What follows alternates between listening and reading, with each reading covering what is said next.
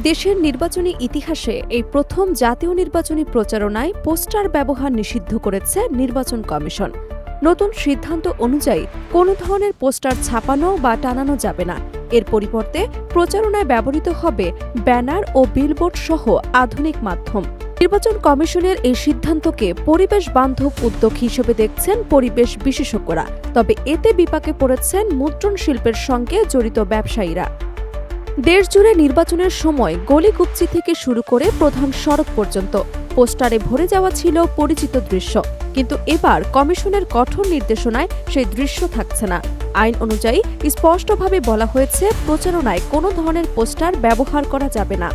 এই সিদ্ধান্তে মৌসুমি ব্যবসায় বড় ধরনের ক্ষতির মুখে পড়েছেন প্রিন্টিং প্রেস মালিকরা। তারা বলছেন, নির্বাচনকে ঘিরে পোস্টার ছাপানো ছিল তাদের আয়ের অন্যতম প্রধান উৎস।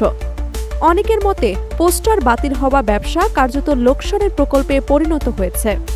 অন্যদিকে কয়েকজন ব্যবসায়ী আশঙ্কা প্রকাশ করে বলেছেন, পোস্টার না থাকায় প্রচারণায় পিভিসি ব্যানার ও বিলবোর্ডের ব্যবহার বাড়বে, যা পরিবেশের জন্য আরও ক্ষতিকর। তাদের দাবি, কাগজের পোস্টার তুলনামূলকভাবে পরিবেশ বান্ধব। তবে গবেষণা বলছে ভিন্ন কথা। 2018 সালের জাতীয় নির্বাচনে ব্যবহৃত প্রায় 3 কোটি পোস্টার তৈরিতে কাটা পড়েছিল 8,300টি গাছ। এছাড়া লেমিনেটিংয়ে ব্যবহার হয়েছে প্রায় 300 টন পলিথিন, যা পরিবেশ দূষণের বড় কারণ। এসব তথ্য তুলে ধরে পরিবেশ বিশেষজ্ঞরা পোস্টার নিষিদ্ধের সিদ্ধান্তকে স্বাগত জানিয়েছেন। বিশেষজ্ঞদের মতে, ব্যবহৃত পোস্টার অনেক সময় পোড়ানো হয়, যা বায়ু এবং মাটি দূষণ করে এবং জলাবদ্ধতারও সৃষ্টি করে। তারা মনে করেন, হঠাৎ সবকিছু বন্ধ না করা গেলেও পরিবেশ সংস্কৃতি গড়ে তোলার উদ্যোগই এখনই শুরু করা জরুরি। এদিকে তরুণ প্রজন্মের কাছে বার্তা পৌঁছতে রাজনৈতিক দলগুলো এখন সামাজিক যোগাযোগ মাধ্যমকে প্রধান প্রচারণা মাধ্যম হিসেবে বেছে নিচ্ছে।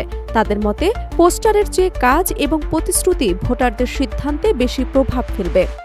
পরিবর্তিত রাজনৈতিক বাস্তবতায় নির্বাচনী প্রচারণায় পোস্টার থাকুক বা না থাকুক, জনগণের প্রত্যাশা একটাই, প্রার্থীদের প্রতিশ্রুতি যেন আর পরিবর্তন না হয়।